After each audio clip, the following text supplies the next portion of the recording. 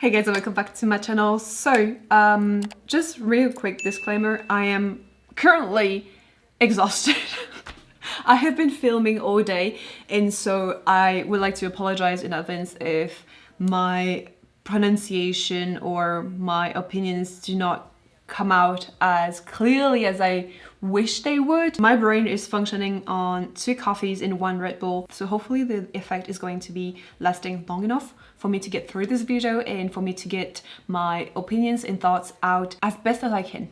Fingers crossed. So I will be proceeding exactly the same way as I did for the last video, which means I will be leaving my whole entire reaction without cutting any part of it. However, I will be putting the opacity of the Mnet video very, very low. That way my video do not get blocked. By the way, really quickly, I noticed that on my last video, my reaction, there were tons of ads.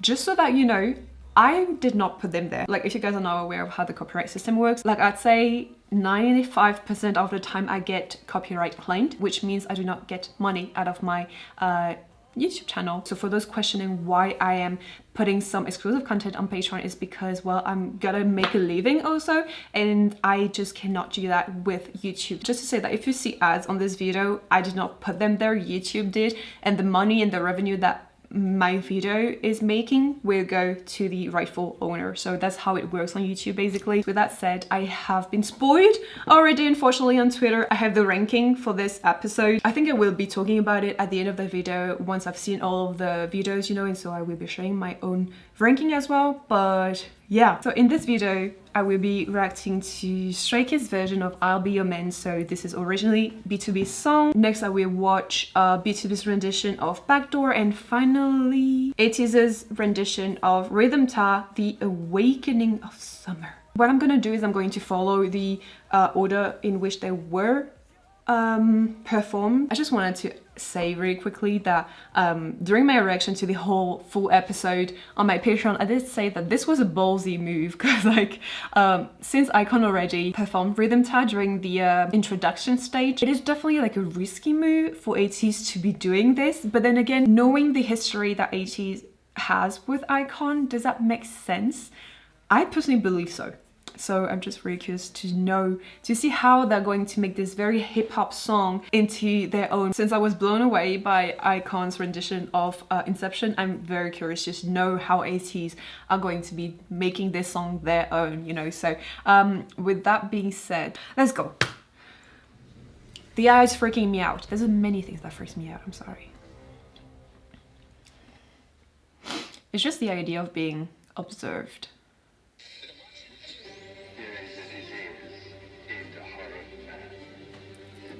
I know this.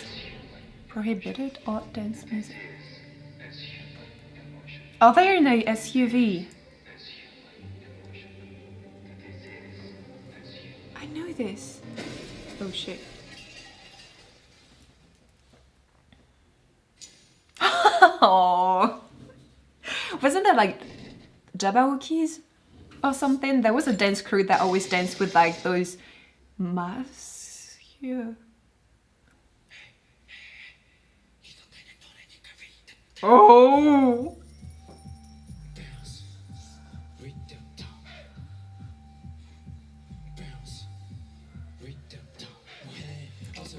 The Joker vibes that I get from this.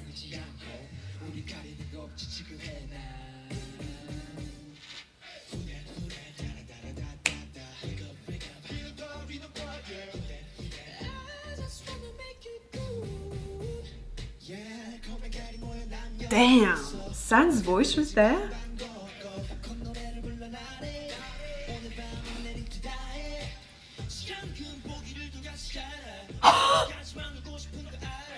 He's literally breaking his bones for this.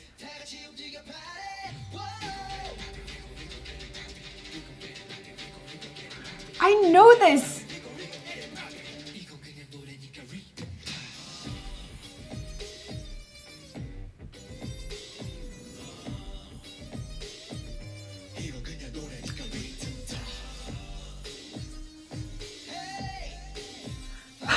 I feel like each week there's at least one performance where the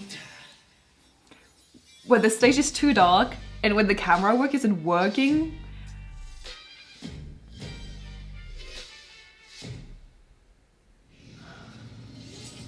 He's opening the vault.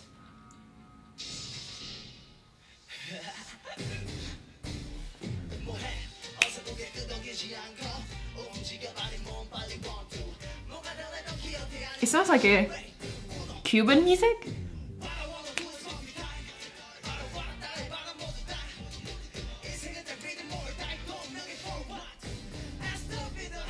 Estúpido? Where was the Spanish part?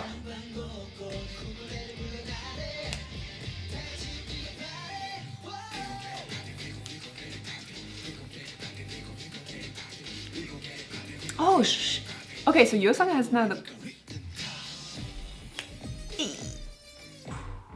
You know whose song is giving me in this? With the red hair and the fluffy jacket?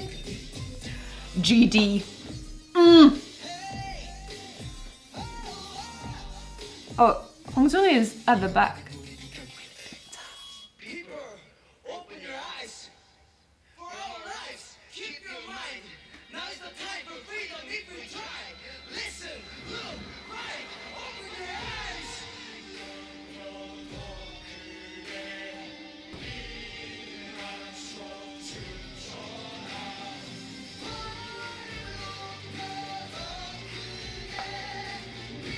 Yeah.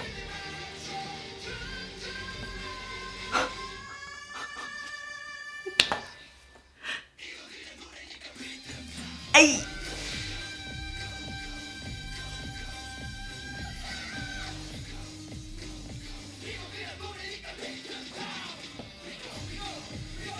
Holy shit. I would kill to have BAP on this show. I would love to have like dun, dun.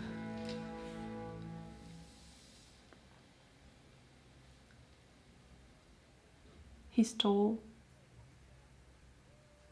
the what? Okay, sorry, let me finish my thought. I would kill, I mean, not really, but you know what I mean. I would die if I ever see Ateez and BAP together. One of the main reasons is Jungho and Daehyun's high notes are hit the same. In my opinion, they have such a large range of high notes, and so when I hear Jungho just hit those high notes, I'm like remembering Daehyun's high notes, you know, but this is just me reminiscing, you know, BAP. So let me just... The following acts are strictly prohibited at dance music. Those acts are considered as disobedience to the government. We are definitely being watched and observed, and so we see at the beginning of the stage, you know, you have a vinyl, you have a violin, you have a sonophone. I don't know how you say that in English. All the things that are made to create music, to listen to music, those things are being prohibited by the government. So any type of art, of dance, of music is seen as a defiance towards the government. In my personal opinion, when you censor this type of thing, when it comes to literature, journalism, music, or any type of arts, any way of expressing yourself, it is definitely inhuman, in my personal opinion. Or maybe it's not the right term, but you know what I mean. And so I really like the fact that they chose this approach to showcase rebellion and just going against the system. You know, when they are in this SUV, it's really reminding me of when Block B are in this SUV as well, you know, in the very good music video, I believe. I actually wished for once that we had English captions, because with something like this, when it comes to like censorship or stuff like this, I guess there might be like a message that is being sent,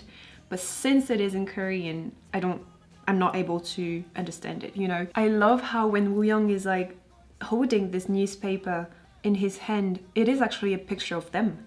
Like this is one of their picture when they're wearing those hats and everything during, I believe, hahah. I feel like this stage has so many details. It is definitely impossible to see all of them at first. Like this is a stage that you would have to watch again and again to be able to catch all the very small details that make the whole storyline take life, if that makes sense. So like Woo-young is holding this newspaper, and I believe they're looking for Hongjoong. Maybe he was considered as a terrorist here in this instance. I'm not sure. Like, I'd say 1/3 of the stage at the beginning, it was too dark. I only noticed this because I'm rewatching it right now in slow motion and everything. But Yeosang actually bumped into Tongho at 150 when going back to his place, since he's like backing up, he's not seeing what's behind him, so like he bumped into Tongho, I believe. Like I said, I only noticed it because I'm rewatching it really slowly right now. I absolutely adore that scene when Sun is like climbing up that that wall to activate the button so that the door would open, you know. They're like tricking the eye. He's most likely laying down on the floor with a rope, right? And just mimicking climbing. But like, it's a trick of the eye. That is so genius, you know. Now, I want to talk about Hongjoong's part because it sounds to me like it has, like, it reminded me really of like a Cuba. We can see at the back they're raiding this police station and everything. And so knowing Hongjoong and how he is working with his music, like he's such an intelligent, clever producer, along with the other producer he's working with, you know. But like, I feel like there might be a historical reference there, or like a movie reference or something. Like, there must be a reason why the music changed suddenly for this part and then it switched back. There must be a reason. I don't get it personally. If you guys know what's going on, obviously I will be watching the video afterwards, the episode afterwards, and so I probably get to understand a little bit more of what's going on here. But at the moment, I'm not getting it. I honestly feel like this stage is a lot harder to follow than their previous one, but it's not necessarily because of them. I'm not such a fan of how they remastered the song. I find it interesting though, but I like how it still has the color, and I like the message above all. I really truly think that this time around I enjoyed the message that is being sent more than the stage itself. Oh, so at the end Hongjoong is wearing the hat that we see Ateez wearing on that newspaper. I say the part when they are all on that stage with the backup dancers, with the money raining, etc. It is a little bit too overwhelming. If there was just one camera, just one angle, filming that whole stage at once, it would feel less overwhelming, I guess. But like, because the camera was like moving so much with the flash of the lights, etc., it feels like a lot. But I guess then again, since we're living a rebellion, would it make sense for the camera movement to be that heretic and that all over the place? Possibly, I don't know. If I was to maybe divide the stage in 3 stages, like the first one when they are introducing that word, dystopian word, etc., it is a bit too dark for me. Like the lighting was not bright enough and the camera work was questionable. Then I really like the part that I enjoyed the most was the one in the middle, where we get to see more of like the rebellion taking place and getting prepared, you know. However, I guess the climax of the stage at the end was a bit too overwhelming in my personal opinion. I wonder if it is due to the camera work and the lighting, or it was indeed just too overwhelming, you know. I don't know what you guys think, but yeah. On this note, I will now react to Backdoor by BTOB. I gotta be honest, this is probably one of the stages I am the most looking forward to. Not even because I'm a huge fan of BTOB or whatever, it's just because the requirement for this song, I mean, it seems like it's a real challenge. Backdoor is such a Stray Kids song. And so if you were to ask me if I could imagine any other group do this song, I would probably answer no. I mean, Stray Kids have their own thing going on, you know, and I feel like only Stray Kids can do Stray Kids, really. But this time around, we're not talking about a cover. Like, the concept for this episode is reborn. So technically, they have to completely give birth to another concept while using that song. And so I'm curious to see how they're gonna go about it, because this song is intense, and so far BTOB have been showing us a more ballad side of them, you know. So I have high expectations from the teaser, obviously. I mean, abs. Without further ado, Backdoor, let's go.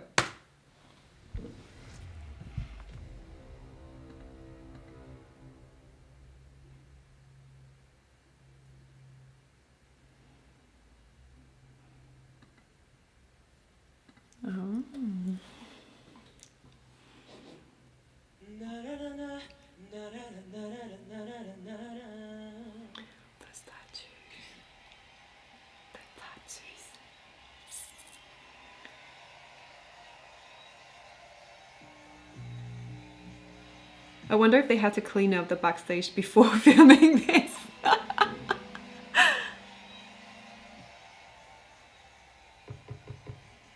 Oh, this is the waiting room.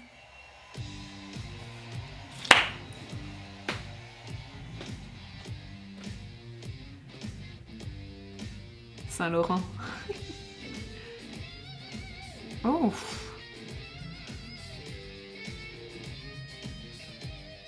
Sir.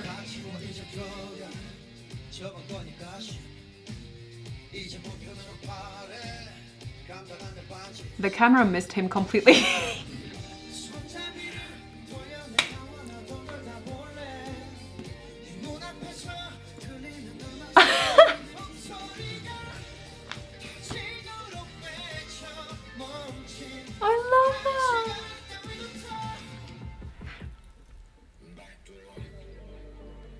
Shut up.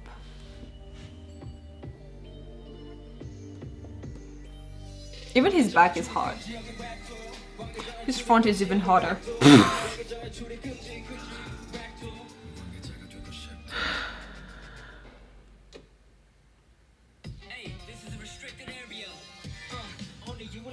Hey!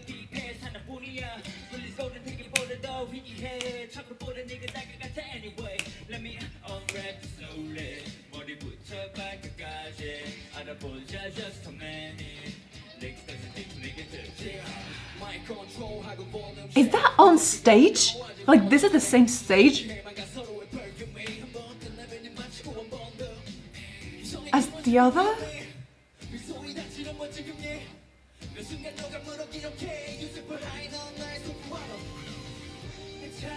My soprano. That looks like a whole entire different set.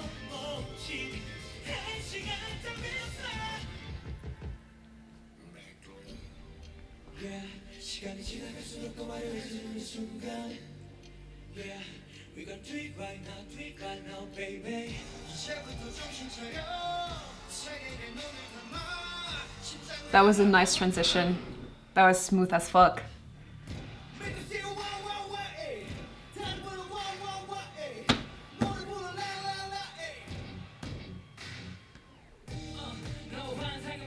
Ooh, I thought they were gonna go really hard there.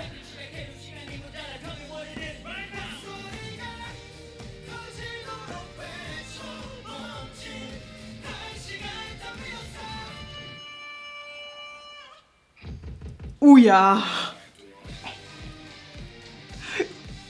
Are we seeing this?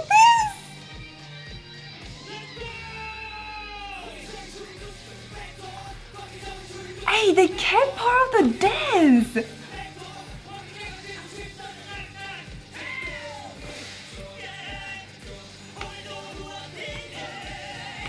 Holy shit. You know why this feels like a concert? The water thing. Oh, hell yeah. If you say it like that, of course. He's ripped. Is that a real tattoo? That little smirk. You, sir, gotta calm down. Probably the one who's gotta calm down, but okay. Huh? I'm absolutely in love with how they set up this whole thing. This looks like this was not filmed on the same set as the other stages that we've seen so far. This looks like they took us on a completely different set. It's like, you know, when you watch sitcoms and everything, they have those already set up rooms in which they can film, etc. And so I feel like this is what's going on here. Like, I guess in itself, this set is rather small. They had to just create 4 rooms, and then it would lead to that stage that we see at the end. And so there's just like 4 rooms where each of the members are. This is their waiting room. But the thing is, it looks so much more bigger than what it actually is really, I guess. What I love about this concept is how real it looks. Like, they each have their own waiting room with different personality and character in each of those rooms, you know? Like, you know how Pinyin is more hip-hop and everything? We have Changsub who is more rock. I mean, they each have different concept is what I'm trying to say. Minhyuk in that leather jacket is... Maybe you would assume that I would complain about the lack of brightness in some of those frames. However, I believe that the low brightness in those particular frames makes sense and it works. And it even is creating this intimacy vibe that I quite enjoy actually. Since this is their own universe, you know, this is where they get to get ready, get mentally prepared, physically prepared, like get the makeup done, like the outfits, etc. It has to be intimate. And so the low lights make it intimate. And so while it's true that we don't see that much details or whatever, I truly do believe that it does make sense in this particular instance. The transition from when they are coming out of their room to the main stage is splendid. The thing that works so well with this song is how they built this intensity to the climax. I would say like stages like Ateez that we've seen before, that we've just seen, you know, it was very intense from the very beginning. So it's like the roller coaster is already really, really high, you know, but here, for instance, they really built the anticipation. And so when they finally came to that climax, it was even more explosive in my personal opinion. But like I said, one part of this that I absolutely love, since they are portraying a group that is getting ready for their show, a concert and everything, once they are on stage, for them to actually be splashing water at the camera and so at the audience, at the public, if there was one, makes so much sense. If you've had the chance to attend a concert before, whether it is K-pop or not, you know, one thing that happens most of the time is the idols are going to be taking one of those water bottles that are on stage, you know, and they're going to be refreshing, hydrating themselves, etc. But they're also going to be splashing the audience. And so having Pinyin just throw that water bottle around and splash the camera and everything just felt very, very real, very authentic, and I love this. Another thing that I really like about this is how it does not feel messy whatsoever. It is freaking impressive. 4 minutes 10 seconds in, you see all of the members, all the backup dancers, and then 4 minutes 15 the stage is empty and all that is left is the members. All those backup dancers had 5 seconds to get out of the stage to create this perfect final ending scene. I don't say that enough, but like props to the backup dancers and the dancers and everything, because they are masters at their art as well. And I personally believe that they do add a lot to the stage, a lot more life, at least in my opinion. But let me talk about really quickly about the remastering of the song. Again, I'm not a professional, I'm just an amateur talking here, but like they didn't change the song so much so that I would feel unfamiliar with it, but the way they presented it to me blew me away, if that makes sense. So I don't think the remastering of the song is what is selling this to me, but it's the way they went about it that is really just making me love this stage so much. Anyways, last but not least, finally we have Stray Kids, who are going to be performing I'll Be Your Man by BTOB. And if I remember correctly from the last episode that I watched, Stray Kids actually chose to perform BTOB's song. Without further ado, let's go.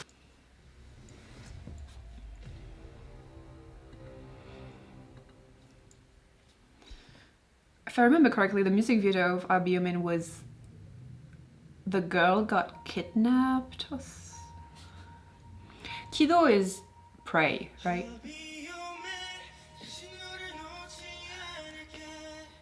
Much lipstick.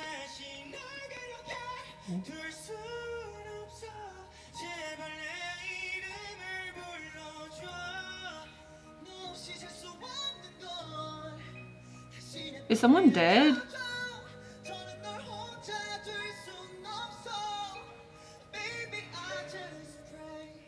Yeah, that's Han just singing, you know, casually.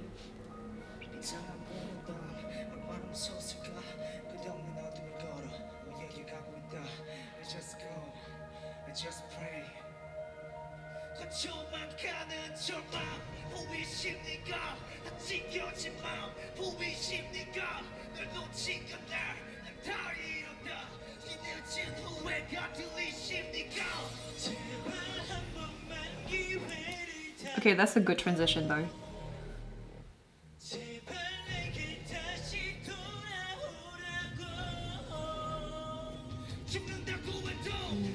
Nice.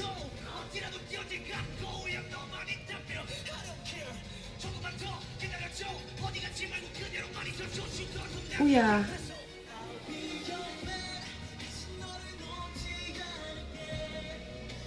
Why did that kid disappear?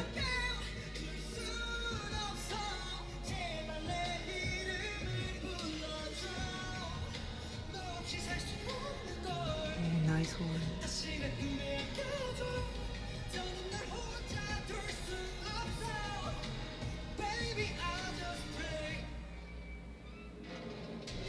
Okay, backlist.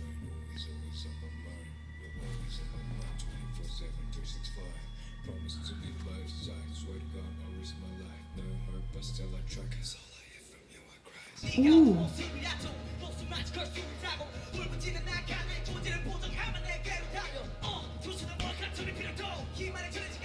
Are we in heaven?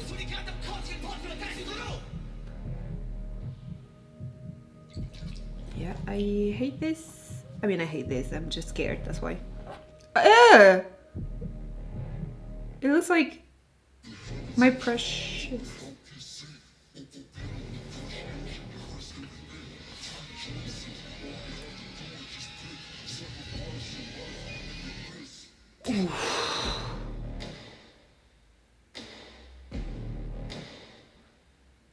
You know when you watch a scary movie and you just feel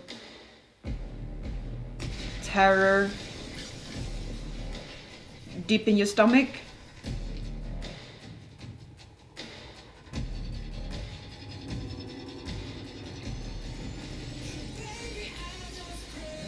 Don't tell me this is a heart.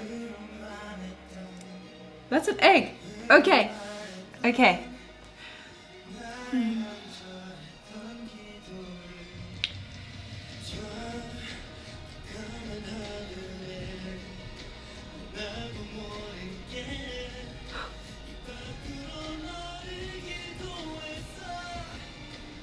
He's gonna come back to life.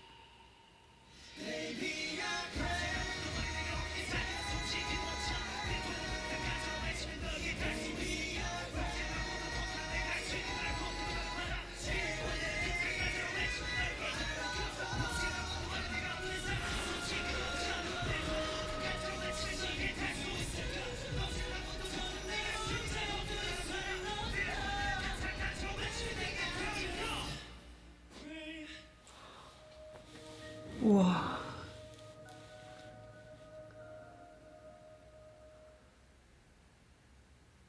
The kid is back. Yeah, that is a stunning shot. The contrast between the white and the black. Okay. Did he sacrifice himself? I mean, did they sacrifice himself to bring that boy back to life? Is that what's going on? Dude, that last part when Changbin is just non-stop rapping with the continuation of like high notes and vocals and raps and like the intensity was just overbearing and oh damn. Listen, I have a lot of caffeine in my blood right now and I'm extremely tired. And so maybe that's why I'm responding that viscerally to this stage, but I felt everything from here to here, like my torso was very actively responding to this stage. I guess if I had to describe this stage with one sentence is it takes you by the guts. The song itself, like the original song, is already very, very intense. You know, it bears a lot of like heaviness to it due to the context of the music video and everything. Like I said, if I remember correctly, in that video, they're trying to rescue the girl who got who got kidnapped, I believe. But here, since the Korean title is Kido, which means pray, they really went with the more religious aspect of the word, I suppose, rather than the romantic side. The black and white part, when we see Changbin with that child, it's probably like him, like it's probably a scene from the past, right? Since that kid was still alive back then. The stage is them going through hell and heaven and beyond to save the kid, I suppose. I guess we can see the gates of hell and we probably get to heaven since we see an angel there and the colors are definitely different. I absolutely love the contrast between them wearing black and the pure whiteness of of paradise, but then once blood is being involved, they sell their soul to the devil. Sacrifice your life with the abyss. Holy shit. And they're literally destroying their sets. The thing is, this stage might not be as hyped or whatever as their last stage, but this one just shows another side of them that they haven't really showed on this show yet. And honestly, while this one might be very bloody and everything, still very creepy, it's just very beautiful. Like, it shows the path of like sacrifice and everything for someone that you love. And honestly, the climax of this song at the end is just absolutely fantastic. I'd say that set wise, it kind of reminds me of the Boys' set because of how maybe more simple and sober it is compared to the last one, but the story of this one is what really takes this whole stage to another level, in my opinion. I did praise them last time, saying that their stage is probably one that you have to watch multiple times to notice all the very details, and that you can dissect again and again, and you still be able to find something that has a correlation with the concept, etc. And I honestly feel like this might be the case as well. I feel like there are definitely some frames that I did not understand. I suppose, like, I'd like to assume that I understood the concept of them sacrificing their life or like their soul to the devil to save that kid. Bottom line, it was very gut taken and I had a visceral reaction to it, but in a very good way. Okay, so now that I've seen all of the stages, just as a reminder, last week I ranked Icon first, SF9 second, and The Boys third. Now that I've seen those three other stages, I will have to...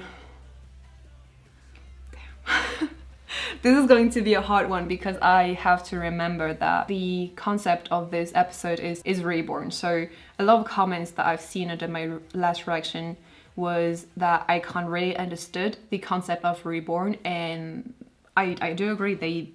Their rendition of the song was completely unexpected, and so to me it was definitely impactful, that's for sure. I still am needing this audio file that YG still hasn't released. I wonder if they ever will, but that's another story for another day. I think I'm gonna do two different rankings. If I were to rank based on the concept of the episode, I would still keep Icon first. However, if I am judging based on my personal preference in terms of like stage and music as a result, you know, as the final result, I would say I really like BTOB stage actually. So if I were to go based on just my preferences and how I enjoy the stages, I would probably go BTOB, SF9, Stray Kids, Icon, and The Boys and Ateez would be neck and neck, I guess. Again, please keep in mind that this is my personal opinion only. They have released part of the ranking, which has surprised me quite a lot.